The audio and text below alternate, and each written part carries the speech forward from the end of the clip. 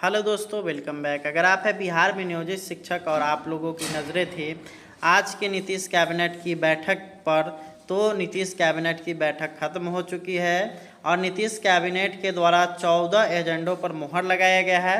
तो इसमें यहाँ पे नियोजित शिक्षकों को क्या मिला और इस यहाँ पे कैबिनेट बैठक का क्या नतीजा निकला, सारा कुछ हम लोग इस वीडियो में देखने वाले हैं। तो चलिए, इससे संबंधित मेरे पास एक वीडियो है, उसको हम लोग देखते हैं।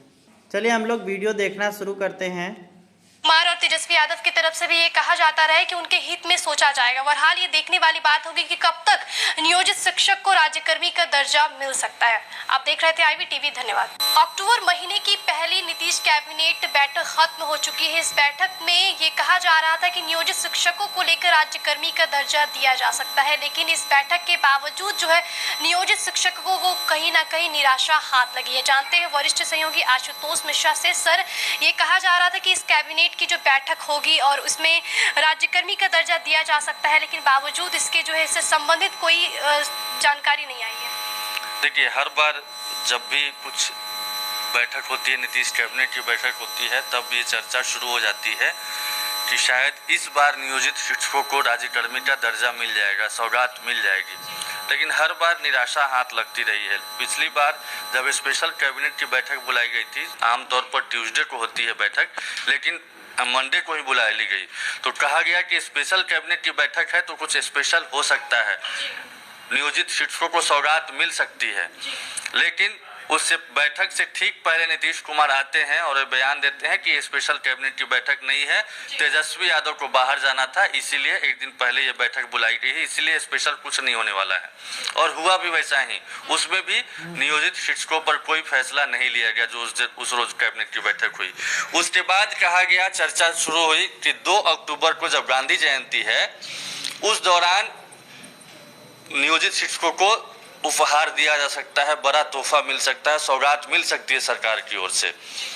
ये मान करके चल भी रहे थे नियोजित शिक्षक, एकदम नजरें गड़ाए हुए थे, धड़कनें बढ़ी हुई थी, उनकी सांसें रुकी हुई थी कि आखिरकार आज कुछ न कुछ हो जाएगा उनका। लेकिन 2 अक्टूबर को हुआ क्या, जाति आधारित गणना की रिपोर्ट आई, नियोजित शिक्षक पर कोई फैसला नहीं लिया गया।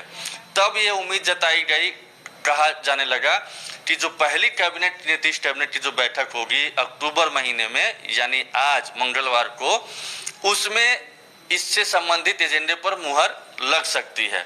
लेकिन अब से थोड़ी देर पहले नीतीश कैबिनेट की अक्टूबर महीने की पहली बैठक भी खत्म हो गई है, लेकिन नियोजित शिक्षक के मामले पर कोई फैसला नहीं लिया गया है, किसी एजेंडे पर स्वीकृति नहीं दी गई है, इनफैक्ट कोई चर्चा तक नहीं हुई है नियोजित शिक्षक पर। वैसे इस बात की उम्मीद शायद तेजस्वी यादव ने, या ऐसा होना था, इसके संकेत तेजस्वी यादव ने रविवार को बयान में अपने दे ही दिया था कि अभी तक सरकार ने नियोजित शिक्षकों पर कोई फैसला नहीं किया है, ये उन्होंने संकेत दे दिया था। तो ये कई लोग मानकर चल रहे थे कि शायद इसमें भी कुछ नहीं होने जा रहा है, लेकिन बहुत लोग ऐसे भी थे जिनको उम्मीद थी कि शायद कुछ सरप्राइज मिल सकता है।